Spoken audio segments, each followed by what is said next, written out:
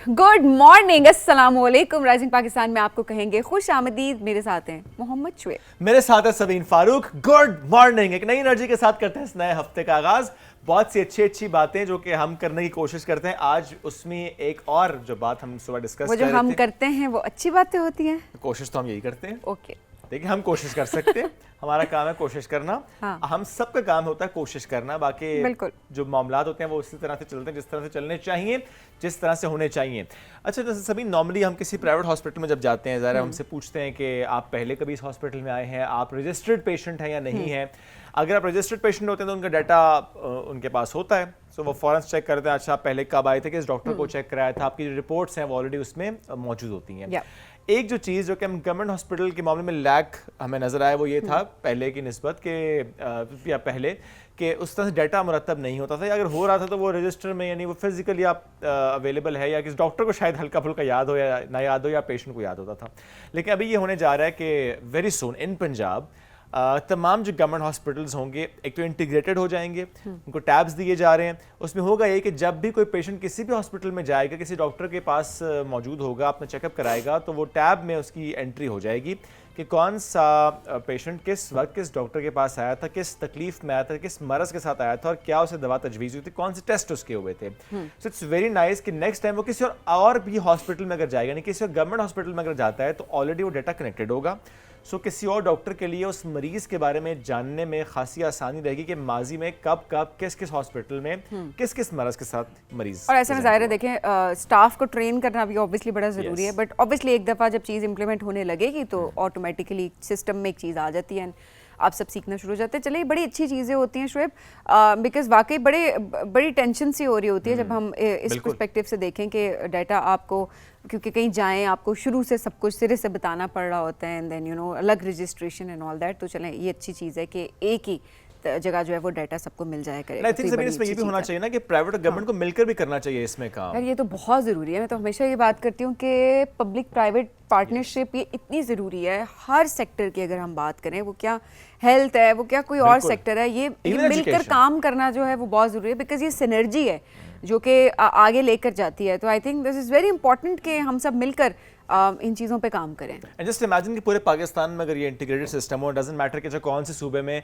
किसकी गवर्नमेंट है या वहाँ पे क्या पॉलिसी है, लेकिन एक नेशनल लेवल पे ये अप्रोच होनी चाहिए कि जिस भी हॉस्पिटल में, चाहे वो फिर टर्शरी केयर हॉस्पिटल है, चाहे फिर वो बेसिक हेल्थ यूनिट ही क्यों नहीं है, वहाँ पर अगर टैब एक ऐसा सिस्टम मौजूद है कि इंटीग्रेटेड सिस्टम है कि आप जिस भी जगह पर जा रहे हैं, आपका डेटा उनके पास है, ऑलरेडी डॉक्टर के पास है, तो डॉक्टर से क्लिक करना है। आप जो भी आईडी कार्ड नंबर के अगेंस्ट या मोबाइल नंबर के अगेंस्ट, जिस भी नंबर के अगेंस्ट आपने रजिस्टर कराया है, तो आपका सारा डाटा सामने आता है। क्योंकि समटाइम्स ये भी होता है कि भूल जाते हैं, अच्छा 2 साल पहले आपकी कोई सर्जरी हुई थी या नहीं हुई थी, सो उसमें ऑलरेडी डेटा होगा, तो डॉक्टर के लिए ये आसान होगा कि अब उसने क्या करना है। बिकॉज अक्सर ये हो रहा होता है, क्योंकि हमने इस पर बात भी की अपने प्रोग्राम्स में, AMR एंटी माइक्रोबियल रेजिस्टेंस पता ही नहीं होता, एंटीबायोटिक्स काम ही नहीं कर रही होती हैं। अगर पहले से पता हो गया अच्छा कब किस किस पेशेंट को कौन कौन सी एंटीबायोटिक भी दी गई थी किस किस वक्त में, तो वो कोर्स ना शुरू से करवाना पड़े ना, क्योंकि वो यानी आपकी हेल्थ पे अगर कोई पॉजिटिव असर उसका नहीं हो रहा तो उसका नेगेटिव असर जरूर हो रहा होगा समहाउ, तो वो दिया ही ना जाए, टाइम ज़ाया हो रहा हो। तो ये बड़ी एक इम्पॉर्टेंट चीज़ है। चलें जी, आगे बढ़ते हैं प्रोग्राम में।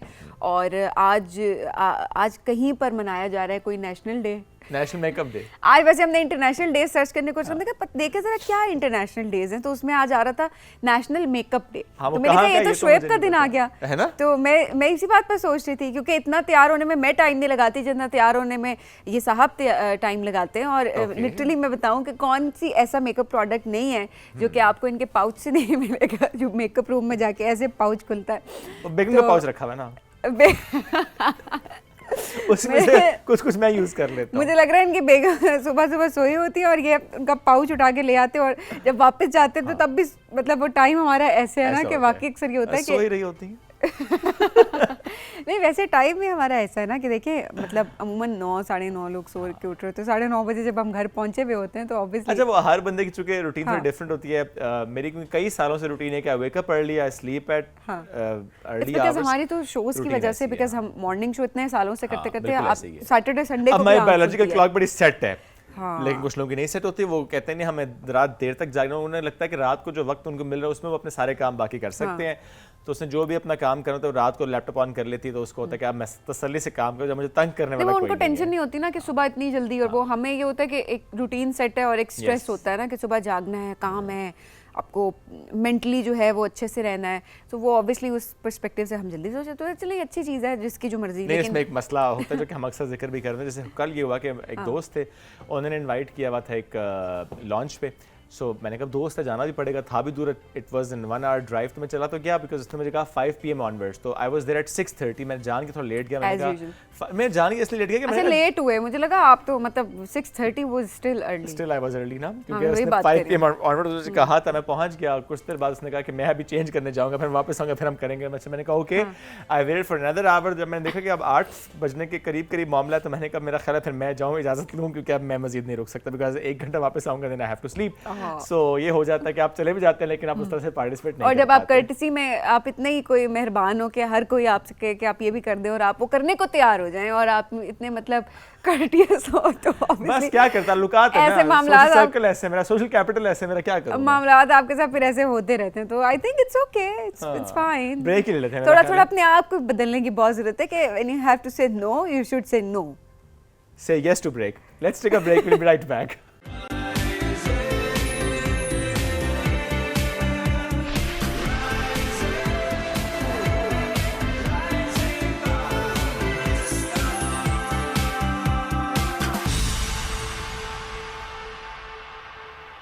Welcome back. राइजिंग पाकिस्तान में एक बार फिर कहते हैं खुश आमदीद। डिफरेंट करियर्स की जब हम बात करते हैं, उसमें एक करियर लॉ का करियर भी होता है। बहुत से लोग जो कि वकील बनना चाहते हैं और फिर आगे चलकर इंसाफ ही के इस डोमेन में जज की नशिस्त पर पहुंचना चाहते हैं। आज हम उनसे मुतालिक बात भी करेंगे। एप्टीट्यूड कितना ज़रूरी होता है, और उसके लिए बहुत से टेस्ट अब तो हम देख रहे हैं। कुछ टाइम पहले से एक नया टेस्ट जो कि इंट्रोड्यूस कराया गया, जिस तरह हम बाकी सब्जेक्ट्स में देखते थे कि गैट होता था, अब लैट यानी लॉ एडमिशन टेस्ट भी होता है। उससे बड़ा इंपॉर्टेंट भी है कि लॉ एडमिशन टेस्ट के बाद आप लॉ की डिग्री हासिल कर रहे होते हैं, उसमें एडमिशन होता है, and then you get the degree. देखिए मेरिट का भी इसमें Yes. ध्यान रखा जा रहा होता है, बिकॉज ऑब्वियसली जब हम वकालत की बात करें तो इस पेशे की बात कर रहे होते हैं, तो ये बड़ा ज़रूरी है कि हम इस चीज़ को मेक श्योर करें कि कॉम्पिटेंट लोग वहाँ पर हों, जो पूरे प्रोसीजर से गुजरे हुए हों, Absolutely. सब कुछ समझ बूझ के उसके बाद जो है वो इंसाफ की फरहमी के लिए आगे काम कर रहे हों। एब्सोल्युटली। सभी हम कुछ कॉम्बिनेशंस भी देखते हैं, जिस तरह कुछ लोग कहते हैं अच्छा जी आप लॉ और IR एक 2 डिग्रीज इकट्ठी कर लें, कुछ लॉ के साथ कोई और डिग्री अच्छा, कुछ कॉम्बिनेशन लोग कर तो रहे लॉ होते हैं। इस तरह के कुछ नहीं है, चलो लॉ पढ़ लेते हैं। हाँ अब नोट किया, ये एक्चुअली हमारा एटीट्यूड होता है। और हमने अपने ज़माने में तो काफ़ी ये चीज़ें, बहुत पुराना ज़माना है लेकिन फिर भी थोड़ा बहुत हमने यही देखा था कि यही चीज़ होती थी कि कुछ नहीं है तो लॉ पढ़ लेगा, लॉ के साथ ये कर लेगा। मतलब इट्सेल्फ ये डिग्री इतनी मैं कहूँगी मुश्किल और ज़िम्मेदारी वाली है कि आई डोंट नो कि इसके साथ लोग और कैसे कोई डिग्रियां कर लेते हैं और कैसे काम कर लेते हैं, बिकॉज ये बड़ा ज़रूरी होता है। और हमने जब कॉम्पिटेंट लॉयर्स देखे हैं, इस फील्ड में कॉम्पिटेंट लोग देखे हैं, तो हमने वही देखे हैं जो डेडिकेटेड होते हैं और वो बहुत आगे जाते भी हैं और लोग उन पर ट्रस्ट भी कर रहे होते हैं। At the same time Shoaib, आज हम थोड़ा इस हवाले से बात करने की कोशिश करेंगे कि प्रॉपर्टी राइट्स ख़वातीन के पर्सपेक्टिव से कि क्या हमारा कानून जो है वो किस तरह से हमारी और ख़वातीन कितनी को अवेयरनेस आई है, अब कितनी ख़वातीन जो इस मामले पे बात कर रही होती हैं, उनको पता चला, क्योंकि पहले तो पता ही नहीं होता था। आज इस मौजू पे बात भी करेंगे। We have with us advocate Sidra Sadozai. अस्सलाम वालेकुम जी, कैसी हैं आप? अस्सलाम वालेकुम शुएब, अस्सलाम वालेकुम सबीन, क्या हाल है आपका? अल्हम्दुलिल्लाह बिल्कुल ठीक ठाक। सिद्रा, आपने लॉ क्यों पढ़ा? मैंने लॉ इसलिए पढ़ा बिकॉज मेरी फैमिली बैकग्राउंड जो है, we all are lawyers. Okay. मेरी पैटर्नल साइड पे और मैटर्नल साइड पे यही एक चलता तो है। आपने यही सुना, यही देखा, यही समझा, यही सीखा, आपने कहा यही कर लो। नहीं, I wanted to be the psychologist, Okay. But that was my father's will and I am very thankful to him कि उन्होंने एक बड़े सही रास्ते पे मुझे लगा दिया। हाँ, लेकिन देखें ये तो वही मामला हो गया ना कि बस हम जो कहते थे कि वो पेरेंट्स ने कहा जी ये करना, तो हमने कर लिया। लेकिन पेरेंट्स के ख्याल ठीक होता है। हर नहीं, दफा हमेशा नहीं होता। नहीं, मुझे ऐसा लगता है कि जो देखें, मैं डिग्री में तो बहुत बाद में आई थी और आप लोगों ने जैसे भी जिक्र किया, हमारे जिस टाइम पे मैंने लॉ में एडमिशन लिया था तो उस वक्त लैट नहीं होता था। LAT means law admission test. So आपकी एक प्री रेक्विजिट है कि लॉ एडमिशन टेस्ट क्लियर करने से पहले you can not enrol in the law. ठीक है। और जहाँ तक बात है गेट की, तो that is after the completion of the degree. आपने लैट तो क्लियर कर लिया और आप जो है वो लॉ के अंदर इनरोल भी हो गए, लेकिन अगर आपने गैट जो है उसको क्लियर नहीं किया, जो डायरेक्टली HEC के अंडर कंडक्ट हो रहा है, you are not entitled for your licence, लेकिन आपके पास डिग्री मौजूद है, आप लाइसेंस नहीं ले सकते। अच्छा, फॉर अ लॉयर आपको लैट भी करना है और गैट भी करना है। यस, और अगर आप फॉरेन डिग्री होल्डर हैं तो फिर आपके अभी रिसेंटली ये वाली कंडीशन ख़त्म हुई है जिसको सी लॉ कहते थे, जो इक्विवेलेंस होता था कॉम्पिटेंसी का। Okay. कि देखिए आपके पास, हमारे पास बहुत, बिकॉज मैं खुद भी पढ़ाती हूँ, हमारे पास बहुत से बच्चे जो हैं वो फॉरेन डिग्री करके आ जाते हैं, लेकिन वो फॉरेन डिग्री करने के बाद पाकिस्तानी लॉ की उनके पास ज़ीरो अंडरस्टैंडिंग होती है। And if you are practicing in Pakistan तो आपको पाकिस्तानी लॉ की अंडरस्टैंडिंग होना बहुत ज़रूरी है। और उस चीज़ को इक्वलाइज करने के लिए HEC का एक क्राइटेरिया था जिसको सी लॉ के नाम से, that was name of the test, जिसमें आपके पास जो हमारे लोकल लॉज हैं, पाकिस्तान पीनल कोड हो गया, क्रिमिनल प्रोसीजर कोड हो गया, एविडेंस हो गया, सिविल प्रोसीजर कोड है, कॉन्स्टिट्यूशन है, तो इस किस्म के सब्जेक्ट्स को प्रिपेयर करने के बाद वो एक टेस्ट के लिए अपेयर होते थे और उस टेस्ट की बेस पे उनको इक्विवेलेंस जो है वो दी जाती थी, ताकि ये बच्चे एलिजिबल हों उसी तरीके से जैसे पाकिस्तानी लॉ पढ़ के पाकिस्तानी बच्चे तो पाकिस्तानी है, बट जो डिफरेंस आया है वो ये है कि कुछ बच्चे बाहर का लॉ पढ़ के आ रहे हैं, कुछ बच्चे पाकिस्तान का लॉ पढ़ रहे हैं। So now they were made equal, but unfortunately इसको इरेडिकेट कर दिया बिकॉज बच्चे ज़्यादा टेस्ट देना नहीं चाहते। हाँ, ये अब बड़ा ये मसला है। अच्छा, अब आपको क्या लगता है कि एडमिशन्स कम होंगे, लोगों का रुझान, बिकॉज ऑब्वियसली जब किसी प्रोसीजर से गुजारा जा रहा होता है तो लोगों को ये होता है कि पता नहीं क्लियर कर सकेंगे नहीं कर सकेंगे, जैसे आपने गैट और लैट दोनों का बता दिया है। सो अब रुझान हमारी यंग जनरेशन का होगा इस तरफ ज़्यादा से ज़्यादा। सबीना, आपने एक बात की थी ना अभी ओपनिंग में कि जिसको देखो वो लॉ कर रहा है, और मैं ये बात बहुत अरसे से प्रोपिगेट कर रही हूँ कि दिस इज़ वेरी अनफॉर्चुनेट कि आप मतलब लोग, अब देखें आपने मैथ्स कॉम पढ़ा, आपने IR पढ़ा, आप लोग एक प्रॉपर मेंटालिटी, एक प्रॉपर माइंडसेट के तहत यहाँ पे आए थे। मैं देखती हूँ कि बहुत से ऐसे लोग थे कि जिन्होंने वाकई इसको आगे लेके चले कि यार ऐसा कुछ नहीं कर रहे, रिटायरमेंट हो गई है, चलो जल्दी से लॉ करते हैं, उसके बाद प्रैक्टिस में आ जाएंगे, रिटायरमेंट करीब आ रही है, यार ये इसने कुछ नहीं किया। देखिए, जब हम मेडिकल स्टूडेंट्स की बात करते हैं ना, एक बच्चा जिसने मेडिकल पढ़ना है उसको क्लास 7 से 8 से O लेवल से पेरेंट्स जो है उस तरीके से उसकी ट्रेनिंग शुरू कर देते हैं ताकि उसको एडमिशन मिल सके। हमारे पास जितने भी गवर्नमेंट सेक्टर के मेडिकल कॉलेजेस हैं उनके मेरिट्स बहुत हाई हैं। एक बच्चा पढ़ना शुरू कर देता है कि यार मुझे डॉक्टर बनना है, एक डॉक्टर बनना बड़ा उसके लिए फैंसी है। देन अगर हम इंजीनियरिंग की बात करते हैं कि एक बच्चे ने अगर इंजीनियरिंग यूनिवर्सिटी में एडमिशन लेना, again it's very fancy for that kid. जहाँ पे फिर हमने लॉ की बात की, अच्छा यार कुछ नहीं, चलो लॉ तो कर ही लेगा ना, प्राइवेट BA कर लेगा, उसके बाद जो है वो एफिलिएटेड कॉलेजेस से जो है वो लॉ कर लेगा। अब हमारे पास बहुत क्रीम आ रही है और बहुत यंग जनरेशन आ रही है, फोकस्ड आ रही हैं जो कि एक्चुअली इसको एज अ प्रोफेशन लेके आगे चलना चाहते हैं। अब हम देखते थे कि बहुत सारे लोग अच्छा चलो जॉब भी कर रहे हैं, लॉ भी कर लिया, आपने इसको बैकअप प्लान के तौर पे रखा हुआ था, लेकिन अब वो वाली सिचुएशन ख़त्म हो गई है। Now it's not more a backup plan, this profession is taken very seriously now. That's very right. एक आम तासुर है कि जजेस की बड़ी तनख्वाह होती है। नहीं, देखें आपके पास जो कैडर है BPS 17 का है, 18 का है, 19 का है, जजेस की सैलरीज उसके अकॉर्डिंग होती है। बिल्कुल ठीक है। नहीं, मैंने सवाल इसलिए रखा कि एक आम तासुर होता है ना कि बहुत बड़ी तनख्वाह, लॉयर्स बड़ा कमाते हैं, अक्सर होता है, ये आई एग्री। जो आपके पास माशाल्लाह अल्हम्दुलिल्लाह बहुत अच्छे बड़े बड़े नाम है, सो वो उसी के अकॉर्डिंग जो है वो they quote the number, and I don't want to indulge FBR in it. Okay, चलो जी, टॉपिक बदलते हैं, आगे बढ़ते हैं। अच्छा सिद्रा, अब ज़रा हम अवेयरनेस की बात कर लेते हैं।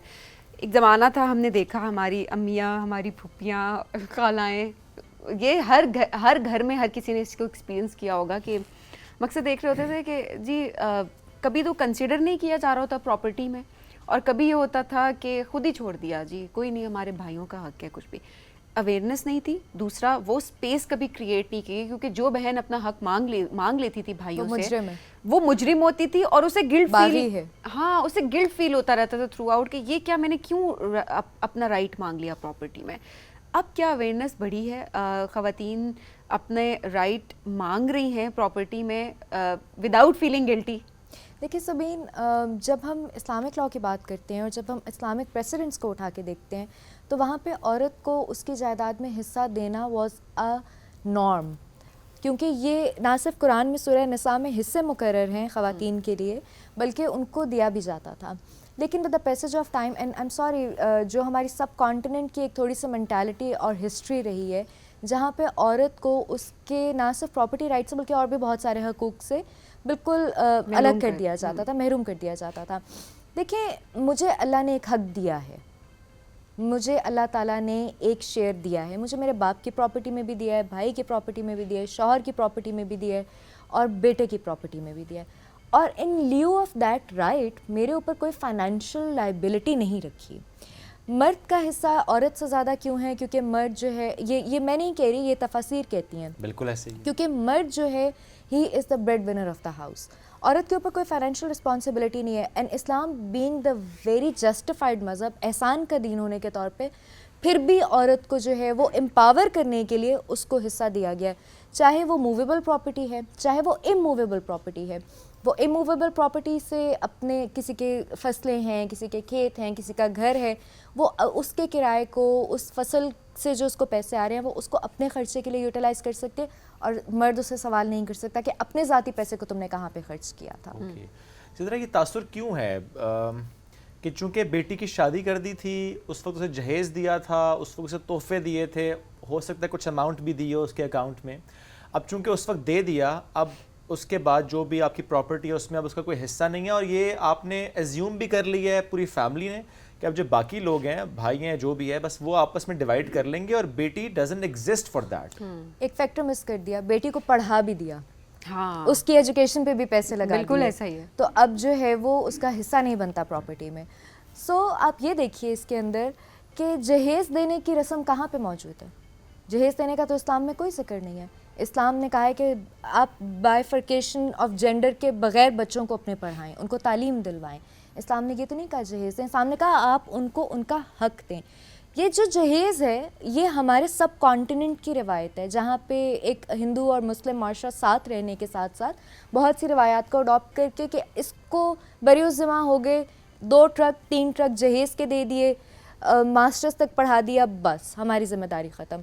नहीं, वो अपने लिए जहेज़ कमा सकती है। अगर आपने उसको पढ़ा दिया, आप उसको उसकी प्रॉपर्टी के अंदर हिस्सा दीजिए, क्योंकि इस्लाम ने औरत को उसकी प्रॉपर्टी में हिस्सा देने की बात की, जहेज़ देने की बात नहीं की।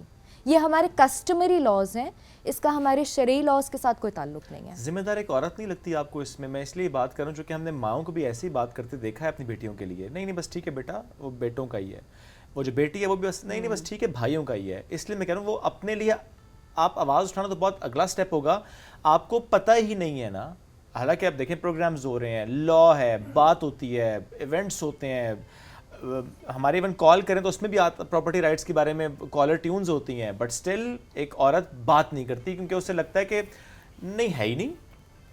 देखिए, औरत फौजिया जलाल साहब हैं, काउंसिल ऑफ इस्लामिक आइडियोलॉजी की लॉ ऑफिसर।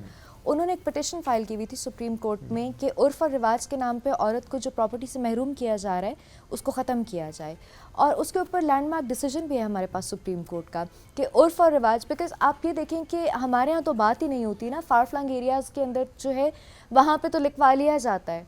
हमारे पास कुछ केसेस भी ऐसे आते हैं, कुछ ख़वातीन हैं जो उस तरीके से पढ़ी लिखी नहीं है और वो कहती हैं कि अंगूठा लगवा लिया था, मुझे नहीं पता किस चीज़ पे लगवाया था, और एट द एंड जब वो अपने फाइनेंशियल हालात की वजह से भाइयों के पास जाती हैं कि भाई मेरा हिस्सा दें, तो कहते तुमने तो हमारे नाम कर दी थी, ये देखो तुम्हारे थंबप्रिंट्स यहाँ पे मौजूद हैं।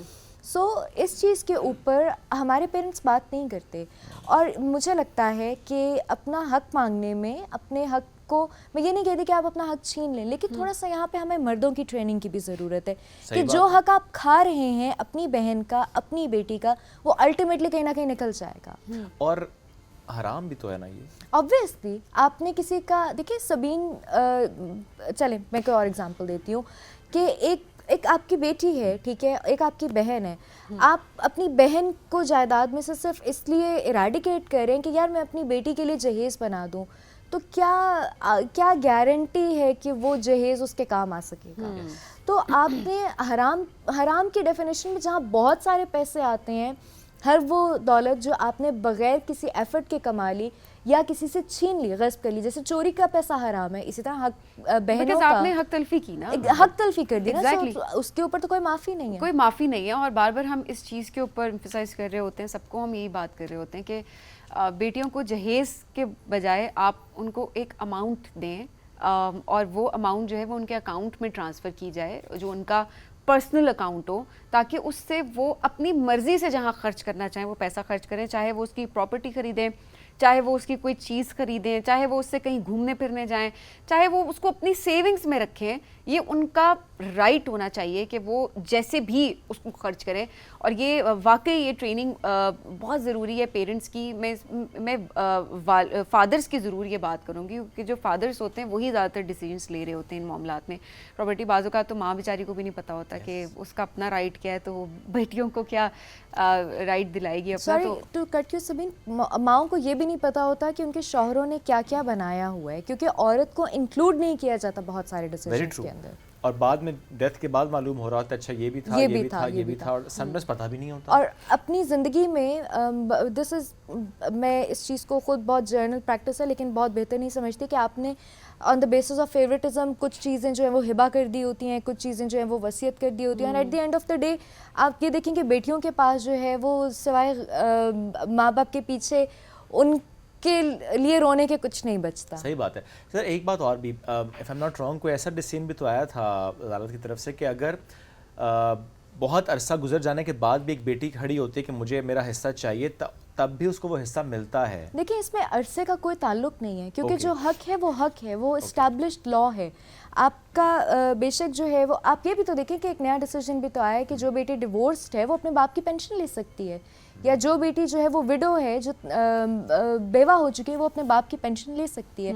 तो टाइम बार हम इस चीज़ में नहीं कर सकते। बहुत सी लेजिस्लेशन ऐसी होती हैं कि जहाँ पे आप कोई वकुआ दायर ही नहीं कर सकते क्योंकि टाइम बार हो जाता है। तनाजुर में करता, फॉर एग्जांपल डेथ के बाद जब प्रॉपर्टी तकसीम हुई, बेटी को नहीं दिया, तकसीम हो गई, यानी जो भी आपने उसे साइन करवाने थे करवा लिया, उसको दिया ही नहीं आपने, बाकी समय तकसीम हो गई, उसके चंद साल बाद भी क्या वो बेटी कह सकती है? वो क्लेम कर सकती क्लेम है, कर सकती वो है। claim लेकिन कर अगर सकती है। अंगूठा लगा लिया होता, जैसे आप बता रहे थे, अंगूठा पता ही नहीं होता कहाँ लगवा दिया, साइन किन पेपर्स पे कर दिए, उस टाइम पे अगर उसको कर दिया तो बाद मिसरिप्रेजेंटेशन की Yes. टर्म के तौर पे यूज किया किया जा जाता है सकता लॉ है। में। लेकिन कि इसको एक प्रूव औरत- करना क्या मुश्किल नहीं होता? नहीं, देखिए सबीन, एक औरत है कि जो, आई एम सॉरी मैं वो वर्ड यूज करूँ, चिट्टा अनपढ़, कि जिसको पता ही नहीं है कि कागज़ के ऊपर लिखा हुआ क्या है और उसको आप मिसरिप्रेजेंट कर रहे हैं, that is the fraudulent activity and that is a criminal offence.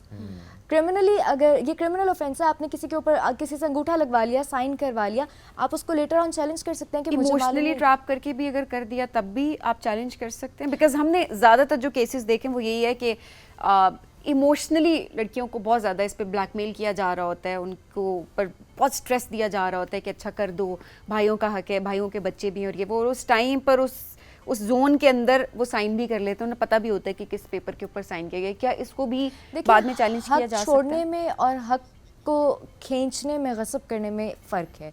अगर तो मैं अपना हक विलफुली छोड़ रही हूँ तो फिर मैं उसको क्लेम नहीं कर सकती। Okay. लेकिन अगर मुझसे हक मेरा छीना जा रहा है तो उसको मैं क्लेम कर अगर सकती हूँ। ज़बरदस्ती साइन करवाए गए हैं या वो साइन या वो अंगूठा लगवाया गया जो आपको पता ही नहीं है कि कौन सा पेपर है, क्योंकि आप पढ़ लिख नहीं सकते, फ्रॉड के ज़ुमरे में वो आता है, ऑब्वियसली उसको क्लेम किया जा सकता है। लेकिन मैं हमेशा लड़कियां जितनी भी देख रही हैं, जितनी ख़वातीन हमें देख रही हैं, मैं हमेशा कहती हूँ कि मत किसी इमोशनल ड्रामा में आए। ऑनेस्टली ये बड़ा ज़रूरी होता है कि हर कोई अपने हिस्से का कमा भी लेता है, खा भी लेता है, उसको उसका हिस्सा मिल भी जाता है, बट ये बहुत ज़रूरी है कि आपने अपने लिए भी कुछ बचा के रखना है, क्योंकि बुरे वक्त का पता नहीं होता, Absolutely. नहीं पता होता, और उस टाइम पे कोई आपका साथ नहीं दे रहा होता। Sir thank you very much for joining us today. और ये बड़ा इंपॉर्टेंट मौजू भी, हम ये तो देखते हैं कि बहनों का हक छीन लिया जाता है, या अक्सर में कहते हैं बहनों ने सब कुछ दे दिया भाइयों को। हम वो भाई कब देखेंगे जो कहेंगे हमने सब कुछ बहनों को दे दिया? होते होंगे ऐसे केसेस में, ये नहीं कहता बिल्कुल नहीं, बट लेकिन सामने आए ना, वो सामने भी आए, और ज़्यादा से ज़्यादा केसेस ऐसे होने भी चाहिए। प्लस आप सभी ने अपने बात की, इट्स वेरी इंपॉर्टेंट, अल्लाह ताला ने जब एक मुकर्रर कर दिया ना कि अच्छा किसका क्या हक है, तो फिर who are we to question that actually. एक ब्रेक लेंगे, ब्रेक से वापस आएंगे, रहिए साथ। This is Rising Pakistan.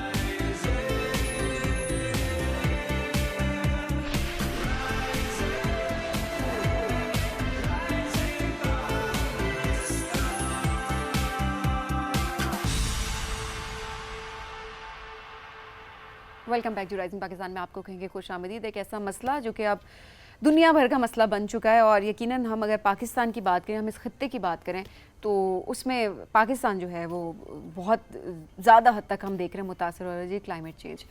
क्या तबाही देखी है हमने इस साल, क्या तबाही देखी है। पिछले साल के हम हर साल कह रहे होते हैं कि इस साल जी बड़ी हमने तबाही देखी है, इससे ज़्यादा क्या होगा, लेकिन अगले साल जब हम देख रहे होते हैं उससे भी ज़्यादा हो जाता है। जो क्लाउड बर्स्ट हमने देखे हैं, जो अर्बन फ्लडिंग हमने देखी है, किस किस तरह से पूरे गांव मिट गए, हमने कितनी अमवात देखी हैं, हमने क्या कितने बड़े बड़े डिज़ास्टर्स देख लिए हैं सिर्फ क्लाइमेट चेंज की वजह से। और खुदा न खास्ता अभी जो और भी प्रेडिक्शंस हैं वो ये कि अगर हमने काम ना किया, अगर हमने मज़ीद इसको चैनलाइज ना किया, तो अगला साल जो है वो इससे भी ख़तरनाक हो चुका है। और ये जो बड़े बड़े शहरों में हम बैठे हुए हैं, हमें लगता है कि अच्छा हम तो सेफ़ हैं बिल्कुल। यहाँ हमने इस साल क्या हालात देखे हैं, आप कैपिटल की बात करें या आप कहीं और, बिकॉज़ ऑब्वियसली ये वो चीज़ें जो कि हमें ख़ुद ठीक करनी है, वरना इनके जो असरात हैं वो पहले जो हम ये बात करते थे हमारी आने वाली नस्लें, हमारी अगली जनरेशन इसको भुगतेंगी, वो तो चलें भुगतेंगी, हम जो भुगतेंगे वो जनरेशन आ चुकी है, वो जनरेशन हम ही हैं जो भुगत रहे हैं। तो बहुत ज़रूरी है इस हवाले से हम काम ज़रूर करें। और ऐसे में बहुत सारे हमारे लोग हैं जो कि काम कर रहे होते हैं, हुकूमती लेवल पर काफ़ी काम हो रहा है, उसके साथ साथ बहुत सारे लोग वो हैं जो हुकूमत के साथ मिलकर बहुत सारा काम करें। तो आज ऐसी एक शख्सियत साहब एब्सोल्युटली हुकूमत ने बहुत सीरियस एफर्ट्स इसमें की भी हैं। हमें ज्वाइन कर चुके हैं वज़ीर-ए-आज़म के क्लाइमेट चेंज काउंसिल के रुकन भी हैं और वज़ीर आला पंजाब की task force on forest and wild life के सरबराह भी हैं सैयद रिजवान महबूब साहब। उनको हम वेलकम करते हैं। सर अस्सलाम वालेकुम, कैसे हैं आप? वालेकुम सलाम, थैंक यू सर। बहुत शुक्रिया आपके वक्त का। चूँकि हमने कुछ टाइम से देखा ग्लॉफ एक्टिविटीज़ एंड बादल का फटना यानी क्लाउड बर्स्ट, हमने बहुत ज़्यादा ऐसी ख़बरें सुनी और देखा हमने कि आनन फानन सब कुछ तबाह हो जाता है, पूरे के पूरे गांव तबाह हो जाते हैं। थोड़ा सा आप बताएं कि जितना अभी तक हमने देखा, जितना गवर्नमेंट लेवल पे काम हुआ और उन्होंने ज़रा स्टडी किया इसको, फ्लैश फ्लड्स की रीजंस क्या हैं?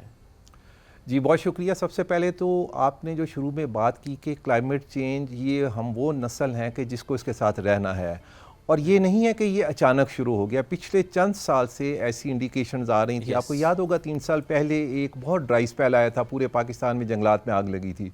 उससे 2 साल पहले फ्लैश फ्लड्स आए थे। तो पहला तो मेरा ये कहना है कि जो हमने किया, जिसे कहते हैं एक्ट्स ऑफ कमीशन ओमिशन की वजह से ये दिखाई दे रहा था कि क्लाइमेट चेंज का जो एक मनफी असर है वो हमारे ऊपर पड़ेगा।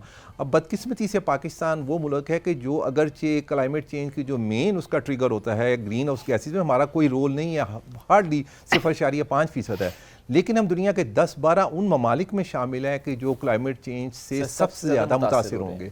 अब इसको ज़हन में रखें, हम आते हैं को इस साल जो आपने देखा कि जी cloud burst, urban flooding, flash floods का फिनोमेना, बड़े अफसोस से मैं कहना चाहूँगा कि इसमें कुदरती अवामिल के साथ इंसानी अवामिल जो हमारी गलतियों का बहुत बड़ा दखल है। मिसाल के तौर पे क्लाउड बर्स्ट की एक बड़ी वजह क्या होती है कि पहाड़ी इलाकों में किसी जगह बहुत ज़्यादा जब कंस्ट्रक्शन एक्टिविटी हो जाए, जैसे हमारे हिल स्टेशन है, मैं नाम नहीं लूँगा, हर सूबे में है, वहाँ पे उस कंस्ट्रक्शन एक्टिविटी से लोकल लेवल पे दर्जा हरारत बहुत बढ़ जाता है और उसके ऊपर से जब बादल गुजरते हैं तो कट्ठा पानी वहाँ पे गिरता है। क्लाउड बर्स्ट बुनियादी तौर पर ये, और भी बहुत सी टेक्निकल वजूहात है, हकीकतन ये है। अब आप जितने भी आपके हिल स्टेशन देखें पिछले 10 से 15 साल में जिस सतह की कंस्ट्रक्शन, दरिया के ऊपर कंस्ट्रक्शन हुई है, तो हम तो खुद जिसे कह रहे हैं ना कि we are inviting the trouble. पहली चीज़ तो ये हो गई। दूसरा, हमने ये जुल्म किया कि पिछले 15 से 20 साल में जो हमारे ग्रीन एरियाज़ थे, हमारे फॉरेस्ट थे, हमारी रेंज लैंड थी, हमने बेदरेग उनको ख़त्म किया। उसकी बहुत सी वजूहात थी, आबादी बढ़ गई, शायद कुछ मजबूरी भी थी, लेकिन मेरे ख्याल में कमर्शलाइजेशन की अनप्लान्ड होने का जो ट्रेंड था और तमाम पाकिस्तान के हिल स्टेशन में दूसरा वो था।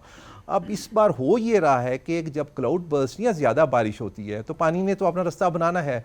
पानी के रास्ते हमने मसदूद कर दिए, हमने बंद कर दिए। वो को पुराना मुहावरा भी है पंजाबी और पश्तो में कि पानी अपना रास्ता बना लेता है, तो पानी अपना रास्ता बना रहा है। हमने ये किया, आप चले पंजाब के पहाड़ी इलाके, खैबर पख्तूनख्वा के जीपी के देखें, जितने हिल टॉरेंट्स नाले थे ज़्यादातर के ऊपर कंस्ट्रक्शन हो गई है, दरख्त काट दिए गए हैं। तो जब पानी आता है तो बजाय इसके कि दरख्त या वहाँ पे वेजिटेशन उसे स्लो करे, वो स्पीड के साथ आता है। दूसरा, हमने जब सड़कें बनाना शुरू की, कंस्ट्रक्शन की, तो हमारे मुल्क में ब्लास्टिंग का बड़ा रवाज है। आपने पहाड़ी इलाकों में जाए, उससे पूरा जो पहाड़ी सिलसिला है वो डिस्टर्ब होता है।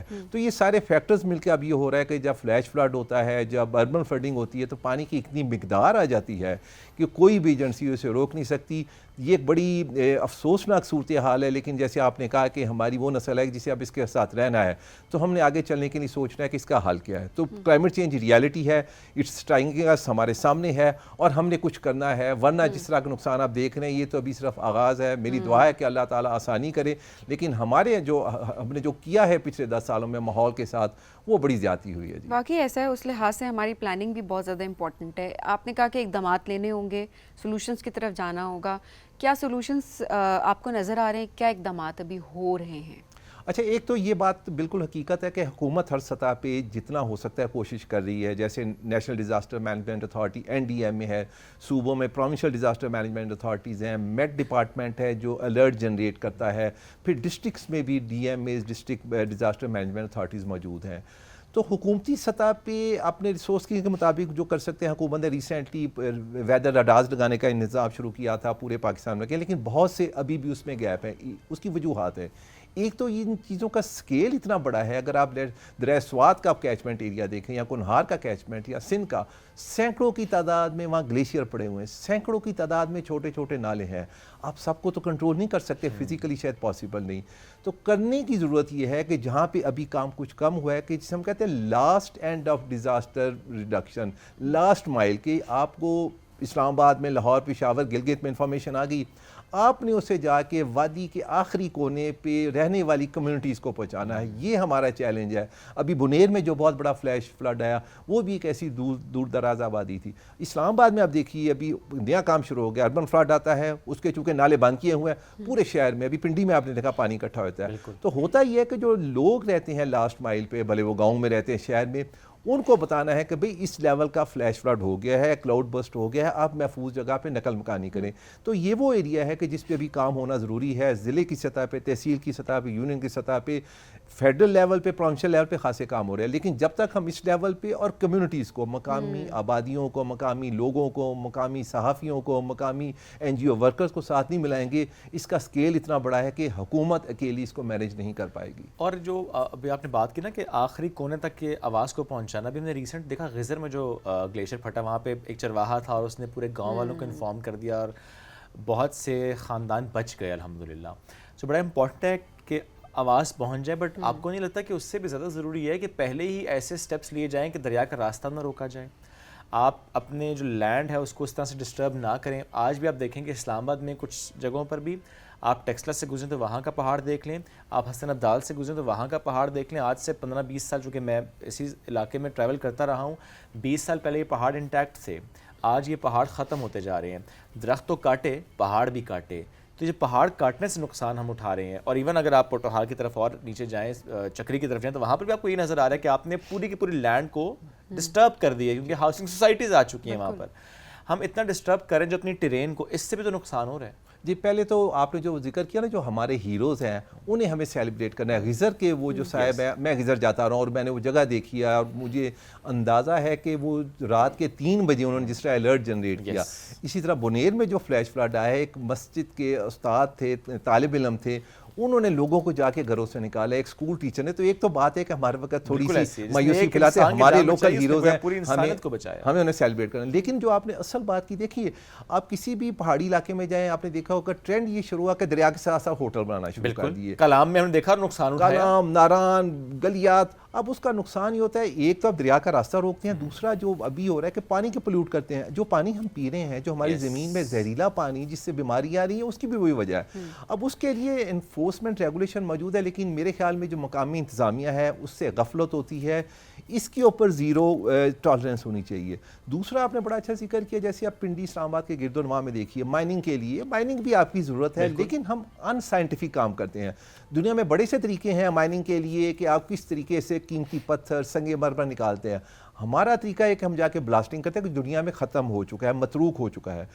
टेक्सला में भी यही हो रहा है, हसन अब्दाल में हो रहा है, बुनेर में आपको पता है कि संगे मरमर की पाकिस्तान की सबसे ज़्यादा खाने हैं। और अब जो फ्लैश फ्लड आया उसकी भी एक वजह ये थी कि माइनिंग ब्लास्टिंग से होती है। तो आपने बड़ा सही कहा, जो हमारी लैंड यूज़ प्रैक्टिसेस हैं, जिस तरीके से हम माइनिंग करते हैं, फॉरेस्ट्री करते हैं, हम सड़कें बनाते हैं, हम बड़े सोचे समझे बगैर वक्त बचाने के लिए, पैसे बचाने के लिए ऐसे काम करते हैं विदाउट रियलाइजिंग कि उसके जो तबाहकुन असरात हैं वो आने वाली नस्लों को, बल्कि इसी नस्ल को भुगतना पड़ेंगे। तो 3 चीज़ों की ज़रूरत है। आप लोगों को इन्फॉर्म करें, में और जो गवर्नमेंट के रेगुलेटरी मैकेनिज्म है उनको सख्ती से लागू करना होगा, वरना जितना बड़ा ये चैलेंज है हम बहुत मुश्किल वक्तों में जाने के लिए मुकम्मल तौर पे हमें ज़हनी तौर पे तैयार होना जो प्रेडिक्शंस हैं और जिस तरह से बताया जा रहा है उसे तो हम सब यही दुआ गो हैं कि अल्लाह सबको महफूज रखे और वो सारी प्रेडिक्शंस में वो गलत साबित हों, but at the same time हमें रियलिस्टिक भी होना है। ये भी इम्पॉर्टेंट है कि हम रियलिटी को फेस करें और उस लिहाज से हमें स्टेप्स लेने हैं।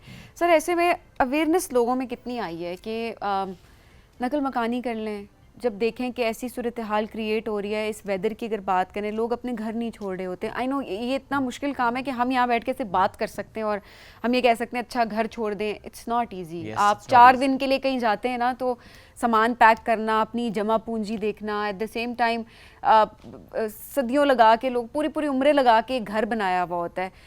ऐसे में क्या करना चाहिए? लोगों की काउंसलिंग इंपॉर्टेंट है क्या? लोगों को ये अवेयरनेस देनी बहुत ज़रूरी है कि जान से बढ़ के, बिकॉज जान की हिफाजत सबसे पहले रखी गई है। क्या इस हवाले से भी कोई सेशंस रखे जा रहे हैं? किसी तरह से लोगों को इस बात पे कायल किया जा रहा है कि नहीं, जब ऐसा वेदर आए तो अपनी हिफाजत हर तरह से खुद मुमकिन बनाए, उसके बाद जाहिर है जो स्टेप्स हैं वो लिए जाएं। देखिए आपने बड़ा अहम पॉइंट रेज़ किया और मेरे ख्याल में आप लोग का ताल्लुक चूँकि है मीडिया के इसमें बहुत अहम रोल, और ये मैं बात जिसे कहते हैं कि रस्मी तौर पे नहीं कह रहा, अभी भी पाकिस्तान में बहुत सी जगह ऐसी हैं जहाँ पे television, radio, FM radio channel, मैं सोशल मीडिया की भी बात ही नहीं कर रहा, उनकी एक्सेस है, लोग उन्हें रेगुलर दीजिए। तो पहली तो मेरी जो एक कहने की मेरी सिफारिश रिकमेंडेशन ये होगी कि हमारा जो मीडिया है, भले वो सरकारी TV चैनल्स हैं, रेडियो, उनको अब क्लाइमेट चेंज की जो इन्फॉर्मेशन पहुँचानी है उसको एक मकसद बनाना पड़ेगा। तो एंटरटेनमेंट के प्रोग्राम है, न्यूज़ के प्रोग्राम है, अब आपको क्लाइमेट चेंज के लिए और लोकल चैनल्स के ऊपर, मेरा अंदाज़ा है कि छोटी जगहों पे भी हमारे बूस्टर्स मौजूद हैं, हमारे कम्युनिकेशन चैनल मौजूद है। दूसरी आपने बड़ी अच्छी बात की, हम बड़े आसानी से कह देते हैं, और मैं भी 30 साल से हूँ कि जी ख़तरा हो तो चले जाएं, इतना आसान नहीं होता। उन लोगों का माल मवेशी साथ होता है, उन्होंने पूरे साल का राशन चारा रखा होता है। तो उसके लिए आप चूँकि अब ये फिनोमेना इतना हो गया है, तो सरकारी महकमे, भले वो लोकल इंतज़ामिया है, पुलिस है, 1122 है, उन्हें इस तरह के लॉजिस्टिक्स, और ये दुनिया में होता रहा है, जनूबी एशिया में हमने इसकी मिसालें देखी, शुमाल मशरकी एशिया में तो हर चीज़ का सलूशन मौजूद है। लेकिन हमें ना इसे डिनाइल से निकलना पड़ेगा। अगर हम समझे ना जी इस बार बारिश हो गई, अगले 3 साल नहीं होगा, ऐसा नहीं होगा, तो हमें इसके मुस्तकिल बुनियादों पे हल करना पड़ेगा, ताकि एक जब इस तरह की सूरत हाल हो बर वक्त लोगों को बता दिया जाए, दूसरा उनकी मदद की जाए, क्योंकि वो लोग उन इलाकों में तो शायद मूवमेंट भी बड़ी मुश्किल है, कैसे वो अपनी ज़िंदगी का सारो सामान उठा के और किधर जाएंगे, माल मवेशी अपना सामान कैसे निकले वहाँ से। और तीसरा सबसे ज़रूरी है कि आप सोशल मीडिया को यूज़ करें, आप छोटे चैनल्स को यूज़ करें, वीलॉग्स को यूज़ करें, सरकारी TV को यूज़ करें, प्राइवेट TVs को, इनका रोल बहुत बढ़ गया। जो इन्फ्लुएंसर्स हैं अपने अपने इलाके के, कम्युनिटी लीडर्स हैं, जो उनका बड़ा रोल है इसके अंदर कि आप लोगों को बता सकते हैं ताकि जानों की हिफाजत की जा सके। माल भी बन जाता है दोबारा, सही बात, या ना भी बने तो आपकी जान से बढ़ के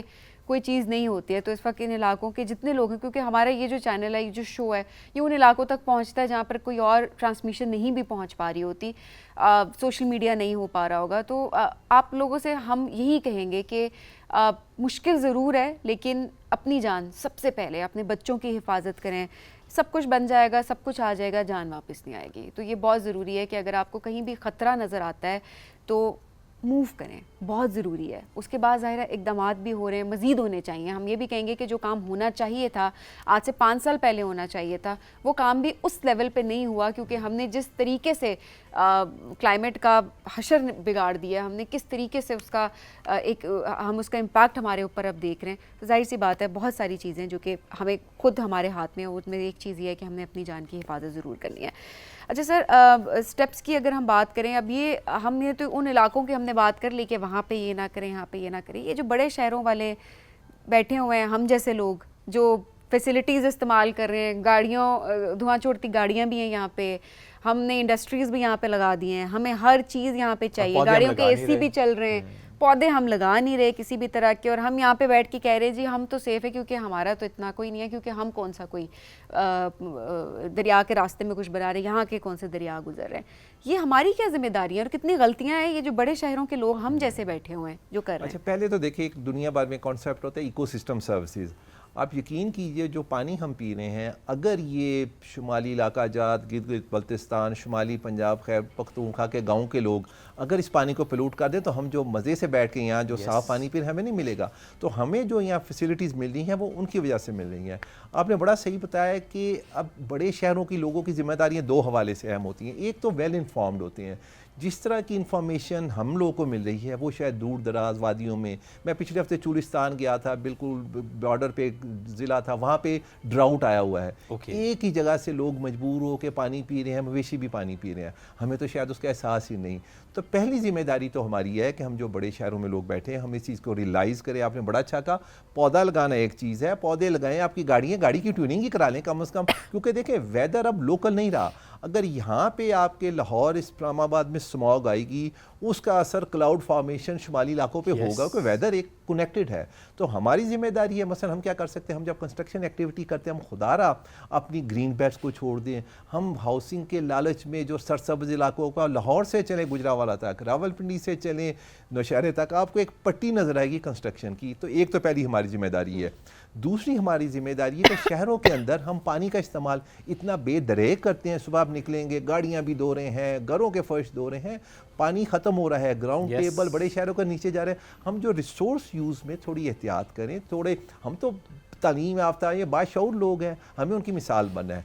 तीसरा हमारा काम ये है कि चूँकि शुमाली इलाका जात में हिल स्टेशन में सबसे ज़्यादा शहरों के लोग जाते हैं, अभी भी आप देखिए, और सबसे ज़्यादा जो ज़्यादती है हम लोग करते हैं। हमारे लोग वहाँ जाके व्हीकल्स गैर ज़रूरी तौर पे चलाते हैं, हमारे लोग जाके वहाँ बागात से फल उनके तोड़ते हैं, हमारे लोग अगर जाके वहाँ पे जिसे कहते हैं ना इको टूरिज़म, सेंसिबल टूरिज़म, जिसे कहते हैं कि रिस्पॉन्सिबल टूरिज़म करेंगे तो शायद बहुत से मसले जो लोग फेस कर रहे हैं वो नहीं होंगे। तो मेरे ख्याल में बड़े शहरों के लोगों के हवाले से। और चौथा जो हमारा आजकल, जैसे इस्लामाबाद में आपको मालूम है पानी की किल्लत एक बहुत बड़ा बहरान है। रावल डैम, खानपुर डैम से पानी पूरा नहीं होगा, वाटर टेबल नीचे जा रहा है। हमें ज़रूरत है कि घर घर के लेवल पे हम ग्राउंड वाटर रिचार्ज के छोटे छोटे सोल्यूशन है, जैसे सोलर आर्म हो गया, हमें वो करना चाहिए, पानी को महफूज करना चाहिए, मैंडेटरी होना चाहिए स्पेशली नई सोसाइटीज़ को। इसलिए मैं कह रहा हूँ चूँकि चले पुराना इंफ्रास्ट्रक्चर तो है सो है, नए जो इंफ्रास्ट्रक्चर्स डेवलप हो रहे हैं उनको तो मैंडेटरी करना चाहिए, रेन वाटर हार्वेस्टिंग को, ग्राउंड वाटर रिचार्ज को। जी बिल्कुल। और ये तब होगा जब वाकई अवेयरनेस आएगी, अवेयरनेस के बाद प्लस मैंडेटरी भी होना चाहिए थोड़ा सा लॉस के परस्पेक्टिव से कि अगर आपने घर बनाना है तो it should be constructed in a way कि रेन वाटर हार्वेस्टिंग भी और ग्राउंड वाटर रिचार्ज भी हो रहा हो।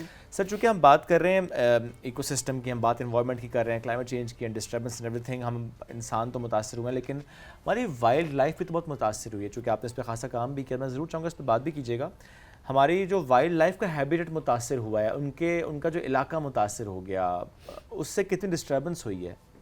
बहुत अच्छा आपने सवाल उठाया, क्योंकि हम जब क्लाइमेट चेंज की बात करते हैं तो हम तो इंसान हैं, लेकिन आपको पता है हमारे से मिलियन ईयर्स यहाँ पे वाइल्ड लाइफ थी, तो वो भी उतने ही, लेकिन वो बोल नहीं सकते। तो आपने बड़ा अच्छा किया, मुझे खुशी कि आपने पॉइंट उठाया। जो हमारे एक्ट्स ऑफ ओमिशन कमीशन है, जिस तरीके से बेदरे हमने जंगलात काटे, हमने जगह जगह सड़कें निकाल दी, अभी भी आप किसी पहाड़ी इलाके में जाए आपको एक मशीन लगती नज़र आ रही है, पहाड़ पे जा रही है। उसका नुकसान वाइल्ड लाइफ को 3 वजूहात से। एक तो उनका हैबिटेट डिस्ट्रक्शन हो गया।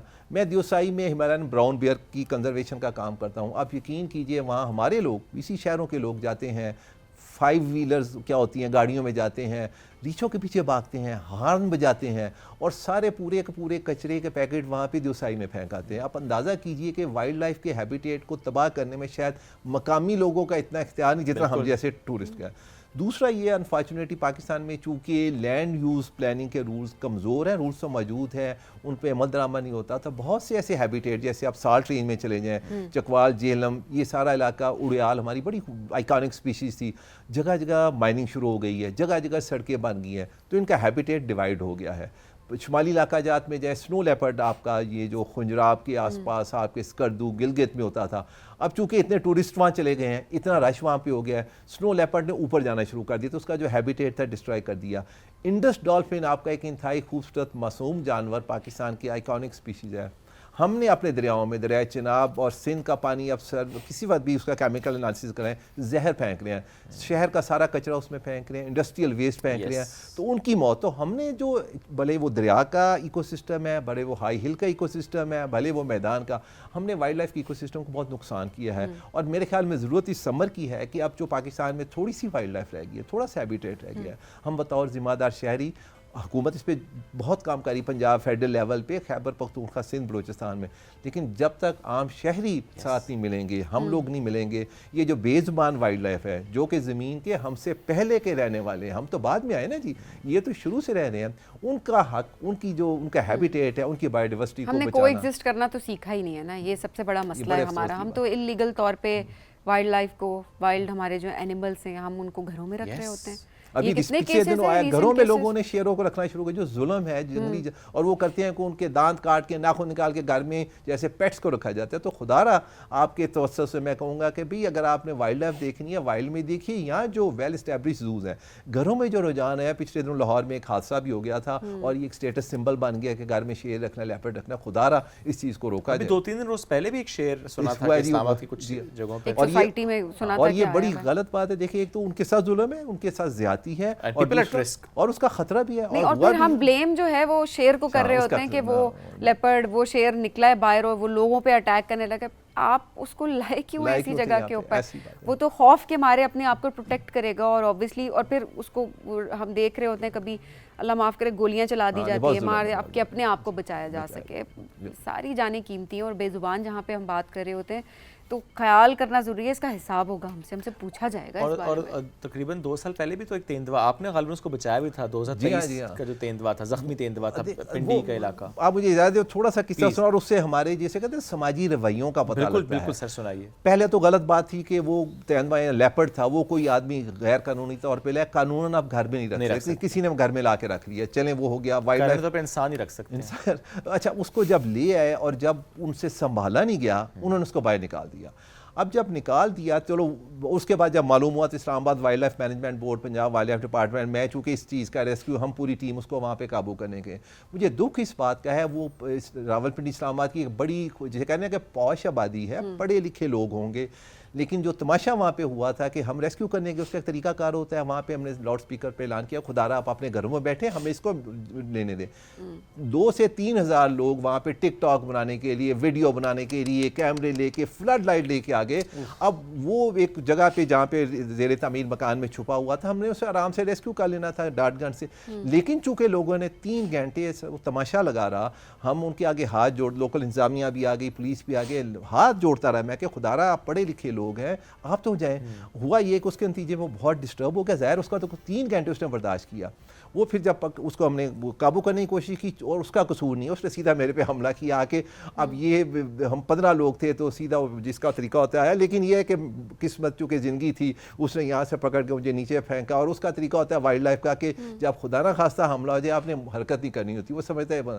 तो मैं बिल्कुल बेसुध होकर ज़मीन पर लेट गया, तो उसने मुझे फिर छोड़ दिया, लेकिन खासा ज़ख्मी हुआ, हॉस्पिटल जाना पड़ा, लेकिन उसका कसूर नहीं है। उस आबादी में रहने वाले उन पढ़े लिखे वेल ऑफ लोगों का कसूर है, जिन्होंने 3 घंटे उस, एक तो पहले जुल्म हुआ, लाया गया, 3 घंटे उसका मजाक बनाया, फ्लैश लाइट जला रहे थे और टिकटॉक्स बना रहे थे। तो मेरे ख्याल में उससे मुझे लेसन ये हुआ कि हम कहते हैं ना, जो दूर दराज जहाँ पे वाइल्ड लाइफ, वो लोग तो बहुत अच्छे, हम शहरों के लोग भी बड़े बेरहम है वाइल्ड लाइफ के मामले में। और उसके नतीजे में मुझे खुशी है कि हमने उसको रेस्क्यू कर लिया, और मैंने ऐसा किसी को बताया नहीं, बहुत दूर दराज जंगल में छोड़ आए।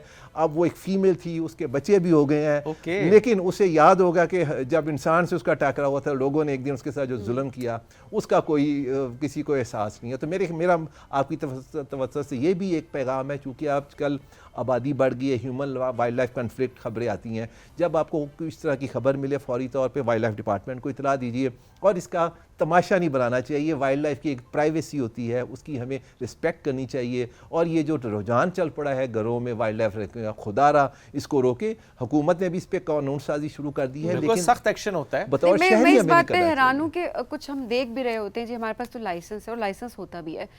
लेट्स टॉक अबाउट दिस, क्यों दिया जाता है, बजाय इसके कि ठीक है आपके पास एक स्पेस है, सारी चीज़ें मौजूद हैं, बट स्टिल मुझे लगता है, पर्सनल लेवल पे मुझे लगता है कि वो लाइसेंस भी नहीं देना चाहिए वहाँ रखने का। उसकी वजह ये है कि वो जो वाइल्ड लाइफ है, वो जो वाइल्ड एनिमल है, वो बिलोंग ही नहीं करता है यहाँ पे। चाहे आप उसको जितनी मर्जी फैसिलिटीज़ दे दें, चाहे आप उसको खाना पीना दे दें, उस लिहाज से आपने उसको तनहा कर दिया, उसकी हैबिटेट से निकाल दिया। इट्स वेरी इंपॉर्टेंट कि इन चीज़ों पर बात होनी चाहिए, इस पर काम होना चाहिए, कि बिल्कुल इनकार होना चाहिए इस चीज़ के ऊपर ज़ीरो इस पे कोई ये पॉलिसी बनानी बहुत इंपॉर्टेंट है कि वो हैबिटेट में ही रहें अपने। आप क्यों लाएं, आपके शौक क्यों है इस तरह अच्छा, के? इसमें मैं एक इजाफा कर हैरान दूं, इस बात पे हूं। पंजाब वाइल्ड लाइफ डिपार्टमेंट ने इस पे कानून साजी कर दी और रिसेंटली एक वो मुहिम भी चली थी, को 50 के करीब इस तरह की बे कैट्स रेस्क्यू की है। तो मेरी ख्वाहिश है, मेरी दरख्वास्त ये होगी कि पूरे पाकिस्तान में तमाम सूबाई हुकूमतें इस तरह के कवानीन बनाएं, ताकि ये जिसे कहते हैं ना कि स्टेटस सिंबल के लिए रखना इस चीज़ का, जिसे कहते हैं इसको ख़त्म किया नहीं, हम जाए। सोशल मीडिया पे सर इतना ज़्यादा देख रहे होते हैं रुझान। दिखा रहे हैं, एक जी। और साहब है, उनको मैंने देखा पिंजरों में, कोई 5 या 6 उन्होंने शेर, वो फिर उनके बच्चे वो उन्होंने पूरे रखे हुए पिंजरे हैं उसके अंदर। जुल्म। But और my ऑब्वियसली वो question जब is- सोशल मीडिया पे जाता है, ऑब्वियसली वो इसी वजह से पोस्ट करें क्योंकि इनके पास लाइसेंस है वो रखने का। अदरवाइज आजकल जो कानून है उस लिहाज से कोई लेकिन why मैं do जो we give license? Sir, Yes. मेरा point हाँ, ही ये है। मतलब उसमें वजह क्या है, लाइसेंस देने अच्छा, की वजह उसमें क्या मैं होती उसको है? थोड़ी बैकग्राउंड, पहले ये एक कानून आया था, लेकिन वो शायद अच्छी कि चूंकि इनकी स्पीशीज़ मदूम हो रही हैं तो प्राइवेट गेम फार्मिंग के लिए उसका मकसद ये था कि शहर से दूर दराज इलाकों में प्राइवेट जूस बनाएं, इनकी प्रोपिगेशन हो, तादाद बढ़े। लेकिन लोगों ने शुरू कर दिया कि उसकी बजाय ख़रीद के ला के घर में रखना शुरू कर दिया, और उसमें कानून में सुकम था, एक वो झूठा सच्चा को लाइसेंस बनाते थे। अच्छी बात यह है कि वो अब कानून ख़त्म हो गया है। Okay. अब जहाँ भी आपको किसी वीडियो पे, टिकटॉक, सोशल मीडिया पे दिखाई दे, आप समझ जाए ये गैर कानूनी है। Okay. और मेरी तमाम शहरियों से दरखास्त है, फौरी तौर पे वाइल्ड लाइफ डिपार्टमेंट जो भी आपके सूबे का है बिल्कुल ठीक। उसे इन्फॉर्म करें। कानूनन आप घरों में आप इस तरह की बिग कैट्स हम कहते नहीं, हैं, लेकिन वो Very जो बात है ना important. लाइसेंस वाले, जो कि हमने देखा है स्पेशली हम कराची के पर्सपेक्टिव में देखते हैं कि कराची में थोड़ा सा साइड पे करके जहाँ फार्म हाउसेज हैं वहाँ पर लोगों ने रखे हुए because they have the licence. और आपने बात की, इट्स वेरी इंपॉर्टेंट, उस पर भी हमें एक बात ज़रूर करनी चाहिए, क्योंकि अगर कोई इंडेंजर्ड स्पीशीज़ हैं, आप उनकी अफजाइश के लिए उनको रख रहे हैं, उनके लिए आपने एक स्पेस क्रिएट की है, उनको सहूलत फराहम करने के लिए आपने स्पेस क्रिएट किया, दैट मेक सेंस। बट अगर आपने इसलिए रखा है कि आपने स्टेटस सिंबल, आपने टिकटॉक बनाना है, आपने वीडियोज़ बनानी है, आपने शो ऑफ करना है, दैट 8-8, 10-10 शेर रखे आप हुए उनका मजाक उड़ा रहे हैं उस वाइल्ड मैंने लाइफ। साथ वाकई जुड़ा देखा है 8-8, 10-10 शेर रखे हुए हैं। और मैं इस बात पे हैरान हूँ। अच्छा, फैसिलिटीज दे रहे हैं, खाना दे रहे हैं, गोश्त दे रहे हैं, सब कुछ दे रहे हैं, बट वो जो फ्रस्ट्रेटेड है वो एनिमल, उसका उसके साथ क्या है? जुल्म है, उसके उसके साथ ऊपर जुल्म है ये जुल्म कि आपने उसे पिंजरे में बंद करके रखा हुआ है। आप अपनी मर्जी से उसे खोलते हैं, इंटरेक्ट करने देते हैं, अपनी मर्जी से उसको घुमाने लेके जाते हैं, फिर मर्जी से वापस बंद कर देते हैं। क्यों? मतलब अल्लाह ने हर किसी को आज़ाद पैदा आज़ादी। किया है, और वो आज़ादी जो है उसका हक उन जानवरों को भी तो हासिल है ना। अपनी आज़ादी तो जिनको हमने चाहिए कैद आपको, किया लेकिन हुआ है। जानवर की नहीं चाहिए आपको। That's the question sir. Thank you very much for joining us today. और ये बड़ा अच्छा लगा सुनकर भी कि कुछ नए कवानीन, उनकी इम्प्लीमेंटेशन ये हो रही है, और वाकई ये बहुत ज़रूरी था कि ये हो। हम एक ब्रेक की तरफ बढ़ना है, ब्रेक से वापस आएंगे, रहिए साथ। This is rising Pakistan.